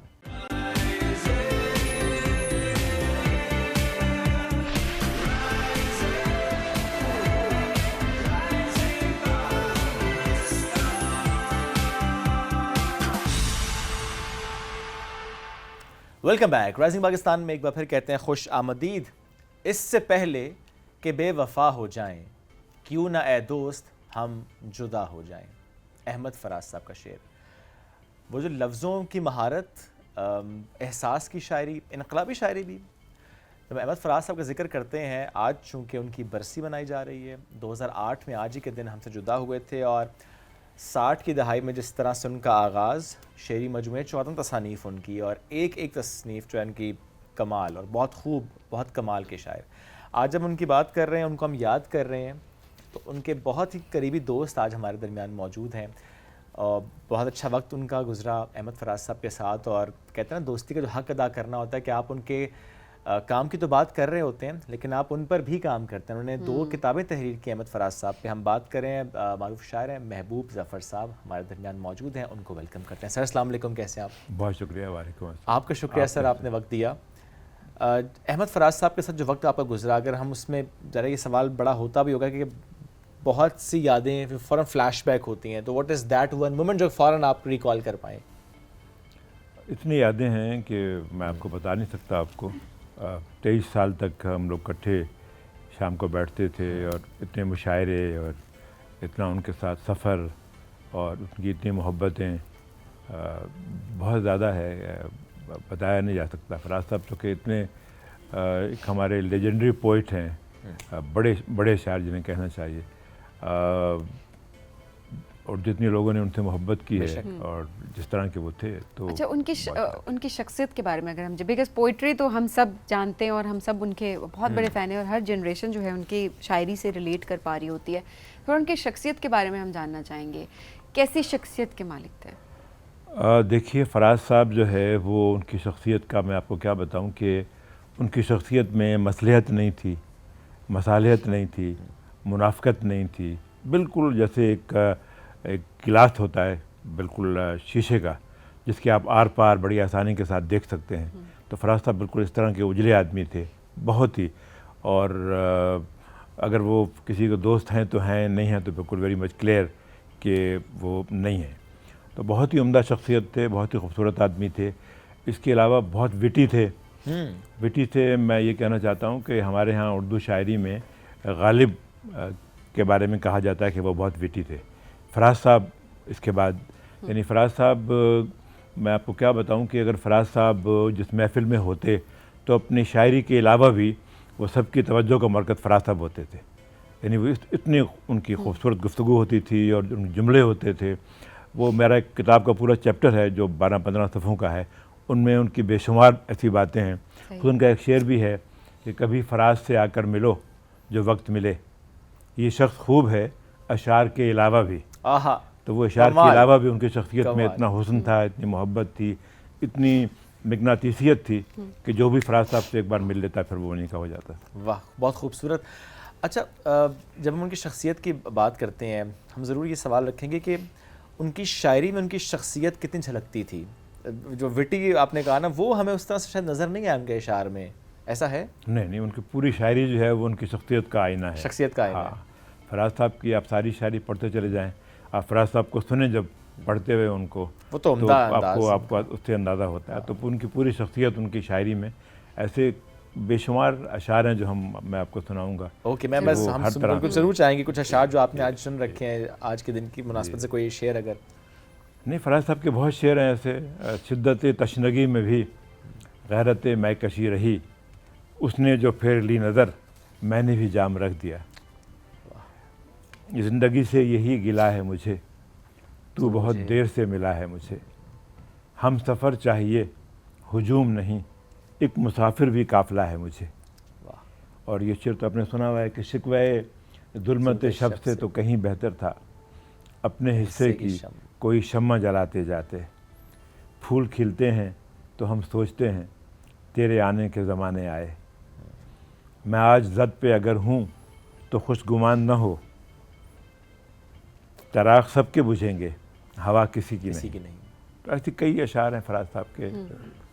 Sir, बहुत सारे अशारे हैं जो कि हम सब यूज़ कर रहे होते हैं। अच्छा, मैं चाहूँगी कि आज हमारी ऑडियंस भी हमें बताए कि अहमद फराज साहब की कौन सी ऐसी शायरी है, कौन से अशार आपको बहुत ज़्यादा पसंद है, जो कि आप, क्योंकि हम अक्सर, अच्छा सर, अक्सर ये भी हो रहा होता है ना कि लोगों को शायर का इतना पता नहीं भी होता। कोई भी शेर होता है तो क्योंकि बड़ा नाम है तो उसको साथ लगा दिया जाता है कि ये फ़लाने का शेर था। हमने अल्लामा इकबाल की शायरी के साथ भी ऐसे होते हुए देखा है कि लोगों ने बहुत सारे ऐसे अशार थे खुद से बना के उसके नीचे जो है वो, मैं समझता हूँ कि ये भी उनकी महबूबियत है कि फराज साहब के वाक़तन आपने सही कहा कि बेशुमार अशार जो हैं वो फराज साहब का अपना, यानी किसी का भी कोई शेर आगे फराज लिख दिया हाँ। और फराज साहब के नाम से बस वो एंड में लगा दिया हाँ ना कि चलते चलते, मतलब शेर अभी कंप्लीट नहीं होता कि मतलब यूं ही चुपचाप बैठा रहता हूँ फराज। खुद से पूरी शायरी जो है वो कंप्लीट करने की कोशिश की गई है। अच्छा सर, अभी आजकल उस तरह से मुशायरे हो रहे हैं जिसमें ऐसे बड़े शायरों को सुना जाता हो, लोग आते हैं उसी तरीके से जैसे पहले हमने देखा था कि मुशायरे अच्छे खासे होते थे और लोग भी आते थे उस लिहाज से। क्या ज़िंदगी बहुत तेज़ी से अब चलती जा रही है कि लोग उस तरह से, जब तक कोई बर्थडे ना हो, बरसी ना हो, हम उसके अलावा सेलिब्रेट नहीं कर रहे होते अपने शायरों को? नहीं, मेरे ख्याल में ऐसा नहीं है। जैसे हम आमतौर पर समझते हैं, कुछ लोग ये कहते हैं कि भाई किताब कल्चर नहीं रहा, अब किताब लोग नहीं पढ़ते हैं, और हम चूँकि मोबाइल के आ जाने थे और डिजिटल हो गया सारा कुछ, ऐसा बिल्कुल नहीं है। किताब पढ़ने वाले आज भी किताब पढ़ते हैं। लाखों करोड़ों की तादाद में किताबें छपती हैं, फ़रोख्त होती हैं और लोग उनको पढ़ते हैं। यहाँ पे आप इस्लामाबाद में इवन किताब मेले होते हैं तो करोड़ों की किताबें बिकती हैं। आप ये देखिए, अभी हम कुछ देर पहले भी मैं एजाज से बात कर रहा था कि जो हमारे पब्लिशर थे एक ज़माने में जो मोटर बाइक्स पे आया करते थे, अब उनके पास प्लाज़ाज हैं और दुनिया भर में जो किताब कल्चर है, देखिए जो बड़े यूरोपीय कंट्रीज़ हैं वहाँ पे आप देखें, अगर आप वहाँ पे लाइब्रेरीज उनकी देखें तो वो मीलों फैली हुई लाइब्रेरीज़ हैं और दिन ब दिन किताबों में इजाफा हो रहा है। एक लिखने वाले की जो किताब है वो 50 लाख की तादाद में छपती है। तो वहाँ पर अगर डिजिटल से लोगों को खतरा, माफ़ कीजिएगा, खतरा नहीं है, तो हमारे यहाँ बिल्कुल ऐसा नहीं है। किताब हमेशा बाकी रहेगी, पढ़ने वाले पढ़ते और हैं। किताब की अहमियत रहेगी, पढ़ने वाले पढ़ते रहेंगे। सर, आपने जो किताबें लिखी हैं अहमद फराज साहब पे, उसके बारे में भी थोड़ा सा बताएं कि क्या आपने क्या क्या चीज़ों को मैंने हाईलाइट फराज किया साहब की जो पूरी शख्सियत है, जो उनका फ़न है, जो उनकी किताबें हैं, जो लोग भी फराज साहब पे काम करना चाहेंगे आने वाले ज़मानों में, जो कर भी रहे हैं, तो वो उनके लिए मशअल राह है, मैं समझता हूँ। और चूँकि उनको बहुत करीब से देखने का मौका मिला, उनसे गुफ्तगू रही, उनसे बातचीत रहती थी, उनसे बहुत मोहब्बतों का सिलसिला था। तो वो किताब अगर आप, मैं आपको चाहूँगा कि मैं आपको पेश करूँ आपको, ताकि आप भी उसको पढ़ें। ज़रूर। तो फराज साहब, देखिए कि फराज साहब जो है वो बहुत रेलिवेंट शायर हैं। यानी आप जो देखिए, उनको गए हुए 17 बरस गुजर गए फराज साहब, आज भी रेलेवेंट। लेकिन 17 बरस के बाद भी अगर कोई शायर अब भी जिससे मोहब्बत की जाती है, जिसको पढ़ा जाता है, जिसको सुना जाता है, तो वो फराज साहब हैं। फराज साहब हमेशा रहने वाले शायर हैं। उनकी जद्दोजहद, उनकी शायरी, उनकी बातें वो हमेशा ऐसी हैं कि वो हमेशा दोहराई जाती रहेंगी। जब तक उर्दू शायरी बाकी है, उर्दू गज़ल बाकी है, तो ये नाम, फराज उनका साहब काम का बाकी नाम है। जो है वो हमेशा बाकी रहेगा। एक राय के टीनेजर के शायर थे, एक राय के मोहब्बत का उनसर बहुत ज़्यादा था उस शायरी में, और एक ये कि इनकलाबी शायर थे। आप किस से मुत्तफ़िक हैं? देखें, मैं समझता हूँ कि उनकी शायरी पर जो इस तरह के फजूल इल्ज़ामात, मैं तो उसे कहूँगा, ठीक जो है। टीनेजर वाले जो हैं, वो उनके ज़माने में भी जो उनके हमअसर थे या जो नक्काद थे, उनकी तरफ से लगे जाते रहे, और अब भी उनके बारे में कहा जाता है। अब तक भी उस तरह के लोग उनसे बहुत खौफज़दा हैं, मैं समझता हूँ, क्योंकि फराज साहब की ज़िंदगी में सिर्फ फराज साहब के अलावा किसी और का चिराग नहीं जलता था। असल तो बात ये मैं है। देखिए, अगर हुस्न व जमाल और इश्क व मोहब्बत कोई कमतर शायरी होती, तो फिर हमारे यहाँ मीर भी और गालिब भी और दुनिया के जो सारे अजीम शायर हैं, उनका सारा कलाम तो बिल्कुल यानी बिल्कुल बेकार होता। देखिए, ये वो मौजू है जो मोहब्बत है। मैं समझता हूँ कि अगर उसको इंसानी ज़िंदगी से ख़ारिज कर दिया जाए, तो फिर इंसान के बातन में सहराओं के अलावा कुछ बाकी नहीं बचता है। इब्तिदाए आफरीनिश यानी आगाज़ ही से जो है वो मोहब्बत इंसान का मौजू रहा है, और फराज साहब ने तो मोहब्बत को बहुत वसअत दी, बहुत ताजगी दी, और ऐसे ऐसे शेर कहे हैं जो उससे पहले कभी किसी ने नहीं कहे थे। ज़िक्र उस गैरत मरियम का जब आता है फराज, घंटियाँ बजती हैं लफ्ज़ों के कलीसाओं में। वाह। तो फराज साहब ने देखिए मोहब्बत के बारे में ऐसे शेर कहे हैं। फिर फराज साहब इसके अलावा इंसानी जज्बों के भी शायर हैं, आशोब के शायर हैं, पूरी ज़िंदगी के शायर हैं। उन्होंने जहाँ इंसानों की महरूमियों, मजलूमियत और शिकस्तों को अपने गज़ल का और नज़्म का मौजू बनाया है, वहाँ जुल्म जबर के ख़िलाफ़, आमरियत के ख़िलाफ़, मुतलकुल अनानी के ख़िलाफ़ उन्होंने बहुत लिखा है। देखिए, मैं आपको उनके कुछ शेर सुनाता हूँ कि यही कहा था मेरी आँख देख सकती है, यही कहा था मेरी आँख देख सकती है, तो मुझ पे टूट पड़ा सारा शहर नाबीना। सभी को जान थी प्यारी, सभी थे लब बस्ता, मगर सभी को जान थी प्यारी, सभी थे लब बस्ता, बस एक फराज था जालिम से चुप रहा न गया। मैंने सितमगरों को पुकारा है खुद फराज, वरना किसी का ध्यान कहाँ था मेरी तरफ। अब ये देखिए, इसमें जमारियात के शायर तो नहीं, मोहब्बत के। सब लोग लिए संगे मलामत निकल आए, किस शहर में हम अहले मोहब्बत निकल आए। यारो मुझे मसलूब करो तुम कि मेरे बाद, शायद कि तुम्हारा कदो कामत निकल आए। तो फराज साहब ने कैसे कैसे शेर कहे हैं। देखिए, बेशक मज़ाहमत का भी उनसर, उस ये सारे मज़ाहमत पे मैंने आपको शेर जो सुनाए। उनसर था, इस पर उन्होंने ज़्यादा काम किया जो शायरी है, या कुछ काम मज़ाहमत पे? नहीं, उनका मज़ाहमत पे बहुत काम है। मज़ाहमत के हवाले से देखिए, उन्होंने तो अपने वतन के हवाले से, शोहदा के हवाले से, अफवाज के हवाले से, उनकी पूरी किताबें हैं फराज साहब की, और उन्होंने इस पर बहुत लिखा है। उनकी सारी ज़िंदगी जो है वो लोगों के हकूक़ की, आवाम की, अपनी मिट्टी से मोहब्बत की, इससे सारी उनकी सारी जो शायरी है वो उससे इबारत है।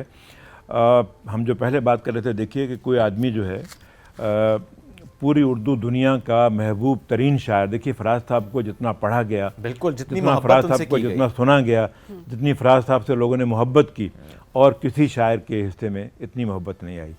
देखिए, खुद फराज साहब का एक शेर है कि क्या खबर थी ए निगारे शेर तेरे इश्क में, क्या खबर थी ए निगारे शेर तेरे इश्क में, दिल बरानी शहर के दिलदार बन जाएंगे हम। वाह, कमाल। और इससे बढ़कर कोई इनाम हुनर क्या हो फराज, अपने ही अहद में एक शख्स फसाना बन जाए। और वो शेर तो आपने सुना हुआ है कि और फराज चाहिए कितनी मोहब्बतें तुझे, लोगों ने तेरे नाम पर, माओ ने तेरे नाम पर बच्चों का नाम रख दिया। बेशक। तो फराज साहब से बेपनाह लोगों ने मोहब्बत की, इतनी मोहब्बत की कि शायद ही किसी और शायर को अच्छा, नसीब हुई हो। क्या आप थोड़े से उनकी पर्सनालिटी के या उनकी शायरी के पर्सपेक्टिव से ज़रूर हम बात करेंगे, किस तरह से वो स्टैंड आउट करते हैं? जैसा आपने बताया कि वो इज़्ज़त, वो शोहरत और लोगों ने इतना प्यार दिया कि वो बाकी शायरों को भी ज़ाहिर लोगों ने अहमियत दी, लेकिन किस तरह से फराज साहब का काम स्टैंड आउट करता है, बाकी शायरों से उनको मुख्तलिफ बनाता है, मुमताज़ बनाता है, मुनफरिद बनाता है? देखिए यही बात जो मैंने आपसे अर्ज़ की कि उनमें उनकी जो मज़ाहमत है, उनकी जो पूरी ज़िंदगी है वो जद्दोजहद से इबारत है और मज़ाहमत से इबारत है, लोगों के हकूक़ की जंग लड़ने से इबारत है। अमलन जो है उन्होंने काम किया, यानी फराज साहब वाहिद शायर हैं कि जो आखिरी वक्त तक वो लोगों के लिए जद्दोजहद करते रहे। हम खुद उनके साथ होते थे और जुलूस निकलते थे, कोई ऐसा मसला होता था, आवाम की बात होती थी तो फराज साहब सबसे आगे होते थे। फराज साहब नौजवानों के शायर थे, मोहब्बत के शायर थे, मज़ाहमत के शायर थे। जब तक एहतिजाज है, इनकार है, मज़ाहमत है, तो फराज साहब का नाम हमेशा बाकी रहने वाला है। और क्या ये भी वजह थी कि उनकी शायरी समझने में थोड़ी आसान होती थी as compared to other poets? Because अक्सर हमारी जो यंग जनरेशन की हम बात करें, वो ज़्यादा शायरी की तरफ इसलिए भी नहीं आ रहे होते कि उसको समझना थोड़ा मुश्किल लग रहा होता है, और फिर जाहिर सी बात है कि उसको मतलब प्रॉपर पढ़ना, और आजकल के लिहाज से हम देखें बड़ी फास्ट लाइफ हमारी चल रही होती है। सो क्या उनकी शायरी बड़े अच्छे अल्फाज में सारी बात कह देना, आसान अल्फाज में, कि आम शख्स कोई भी अगर उसको पढ़ रहा है वो पढ़ के उससे रिलेट कर पाता है, उसको समझ पाता है, क्या ये भी एक फैक्टर था? यकीनन मैं समझता हूँ कि जो शेर जिसका अबलाग नहीं होता, अगर कोई शेर आपके समझ में नहीं आ रहा तो आप उससे कैसे हिज़ उठाएंगे, कैसे आप उससे लुत्फ़अंदोज़ होंगे। तो ये जितने भी हमारे बड़े शायर हैं, आप फैज़ साहब को देखिए, फैज़ साहब के सारे शेर जो है वो लोगों को अदबर है, उनको याद है, वैसे ही फराज साहब के याद है। तो फराज साहब के यहाँ दोनों तरह के हैं। यानी मुश्किल से मुराद ये कि देखिए शायरी एक तो अब हम ये भी बात कर रहे थे कि शायरी हर एक के लिए नहीं होती है ना। शायरी के लिए भी ये ज़रूरी नहीं है कि जैसे आपने खुद बात की कि किसी ने फराज लगा दिया और ट्रकों पे लिख दिया तो वो उनका अपना एक वो होता है। शायरी हो या गज़ल हो या फ़नून लतीफ़ा हो, मुसव्वरी हो, पेंटिंग हो, मौसीकी हो, शायरी हो, तो ये इसके लिए कुछ ख़ास लोग मखसूस होते हैं। तो शायरी को समझने के लिए आपका शायरी का ज़ौक़ जो है, आपका जो लिटरेचर का ज़ौक़ है, जो आपका अदब का ज़ौक़ है, जो किताब से आपकी मोहब्बत का, वो भी उसी तरह से होना चाहिए, तो फिर ही आप समझते हैं। तो फराज साहब को समझना इतना मुश्किल नहीं है। और ये बिल्कुल उनके हर शेर जो है वो सीधा दिल में उतरते हैं, तभी तो याद भी हो जाते हैं और रेलेवेंट भी आपको लग रहे होते हैं। कोई ऐसी नसीहत जो ज़ाती तौर पे उन्होंने की हो आपको, में भी आपकी अपनी ज़िंदगी को, आपकी अपनी रूटीन को देखते हुए, कोई ऐसी बात जो उन्होंने आपको की हो? बस उन्होंने यही कहा कि भाई आप अपनी ज़िंदगी को सच के मीज़ान में तोलें हमेशा, और जद्दोजहद करें और लोगों के लिए, क्योंकि ज़िंदगी तो आपके पास बहुत कम है। फराज साहब ने भी यही किया अपनी शायरी में, अपनी मज़ाहमत में, जो कुछ उन्होंने महसूस किया, जो कुछ उनको सही लगा, वो उन्होंने शायरी वो उन्होंने कहा और वो उसको उन्होंने बढ़ता। अगर टाइम हो तो मैं फराज साहब के कुछ शेर आपको सुनाता हूँ कि एक उनकी नज़्म है, मत कत्ल करो आवाज़ों को। इससे आपको अंदाज़ा होगा कि तुम अपने अकीदों के नेज़े हर दिल में उतारे जाते हो, हम लोग मोहब्बत वाले हैं, तुम खंजर क्यों लहराते हो। इस शहर में नगमे बहने दो, बस्ती में हमें भी रहने दो। हम पालनहार हैं फूलों के, हम खुशबू के रखवाले हैं, तुम किसका लहू पीने आए, हम प्यार से खाने वाले हैं। इस शहर में फिर क्या देखोगे, जब हर्फ यहाँ मर जाएगा, जब तैग पे लय कट जाएगी, जब शेर सफ़र कर जाएगा, जब कत्ल हुआ सुर साज़ों का, जब काल पड़ा आवाज़ों का, जब शहर खंडर बन जाएगा, फिर किस पर संग उठाओगे, अपने चेहरे आईनों में जब देखोगे डर जाओगे।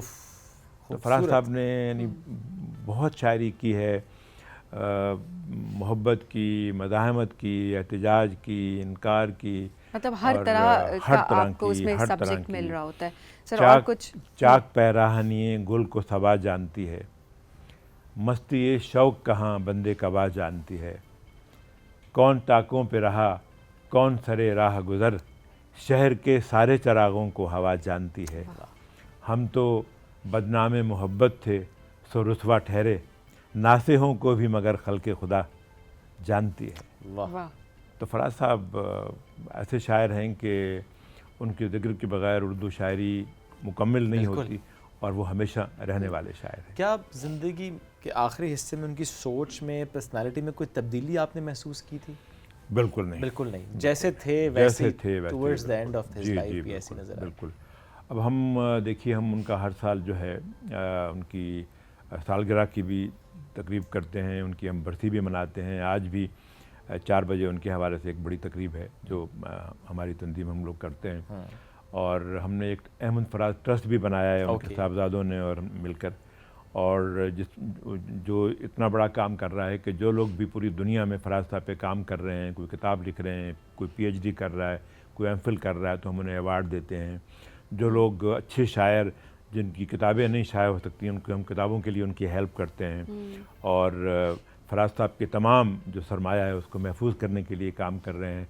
अभी हाल ही में फराज साहब की कुलियात पे हमने काम किया, वो कुलियात भी आ गई है फराज साहब की, एक उनका इंतखाब आ रहा है। तो ये सिलसिला जो है वो जारी है। बिल्कुल, ये सिलसिला जारी है सर, ज़बरदस्त सिलसिला जारी रहना चाहिए। ज़ाहिर है एक शख्स तो चला जाता है, लेकिन जिस तरह से उसका नाम और जिस तरह से उसका काम रहता है वो ना, असल कामयाबी होती है उनकी।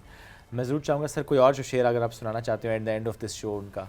हाँ, मैं उनके बेशुमार है, ज़ाहिर है आपके लिए भी मेरा ख्याल है इंतखाब करना बड़ा मुश्किल होगा कि ये चूज़ करूं। सी बात है, फराज साहब के बेपनाह शेर हैं।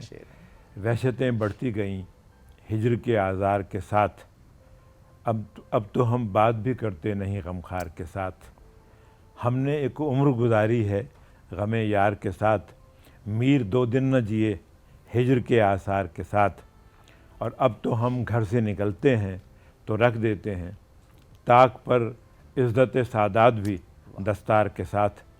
और एक तो ख्वाब लिए फिरते हो गलियों गलियों, उस पे तकरार भी करते हो ख़रीदार के साथ। और शहर का शहर ही नासे हो तो क्या कीजिएगा, वरना हम रिन तो भिड़ जाते हैं 2-4 के साथ। और हमको उस शहर में तामीर का सौदा है जहाँ लोग मेमार को चुन देते हैं दीवार के साथ। और जो शरफ़ हमको मिला कूचे जाना से फराज, सुए मकदल भी गए हैं उसी पिंदार के साथ। खूबसूरत। और एक जो शेर आप उनका देख लें, कोई शेरी मजमूआ आप उठा लें तो उसकी वसत बेपनाह। सर बहुत शुक्रिया, महबूब साहब साथ मौजूद थे। आज इस दिन की मुनासबत से हम गुफ्तगू कर रहे थे, जिसमें आपने ख़ुद भी कहा कि सालगिरह पर भी और बरसी में भी आप लोग इवेंट्स कर रहे होते हैं, उनका जो काम है उस पर बात भी हो रही है, तो जो मज़ीद काम हो रहा होता है उसको एक्नॉलेज भी किया जा रहा होता है। और ये भी बड़ा ज़रूरी है कि हमारी यंग जनरेशन हमारे शायरों को, वैसे उनका काम इतना है कि उन्हें शायद हमारी ज़रूरत नहीं है, लेकिन ये भी ज़रूरी है कि हम अपना अपना किरदार फिर भी जिस तरह से भी हम अदा ज़रूर करें। सोशल मीडिया पे हम ट्रेंड्स बना देते हैं, बहुत सारी चीज़ें, नेगेटिव न्यूज़ हम बहुत जल्दी फैलाना शुरू कर देते हैं, हैशटैग हो जाते हैं जी, ट्विटर पे ट्रेंड कर रहा है। हम अपने शायरों को, अपने हीरोज़ को, इनको क्यों नहीं सेलिब्रेट कर रहे होते? हमारी यंग जनरेशन आप क्यों नहीं सेलिब्रेट कर रहे होते? हैशटैग लगाएं, उनके काम को सेलिब्रेट करें। मैं सिर्फ सेलिब्रेशन की हद तक बात कर रही हूँ, उनका काम तो ऐसा है वो तो ज़िंदा ही रहेगा, वो तो कोई भी जनरेशन है वो उससे रिलेट कर रही होती है, बट इट्स वेरी इंपॉर्टेंट कि हम एक्नॉलेज करें, ये भी बड़ी ज़रूरी चीज़ें हैं। तो आज अपना फेवरेट शेर भी हमें ज़रूर भेजें अहमद फराज साहब का, और बहुत ज़रूरी है कि उनकी शख्सियत का कोई भी पहलू आपको नज़र आता है, आप क्या उनसे सीखते हैं, उनकी शायरी से सीखते हैं, तो वो भी आज हमसे ज़रूर शेयर करें। सर बहुत शुक्रिया प्रोग्राम में आपका बहुत शुक्रिया, मेरे लिए तो बहुत एजाज़ की बात। बहुत शुक्रिया, बहुत शुक्रिया। नाज़रीन, इसी के साथ लेंगे इजाज़त, दोबारा मुलाकात कल करेंगे। अल्लाह हाफ़िज़।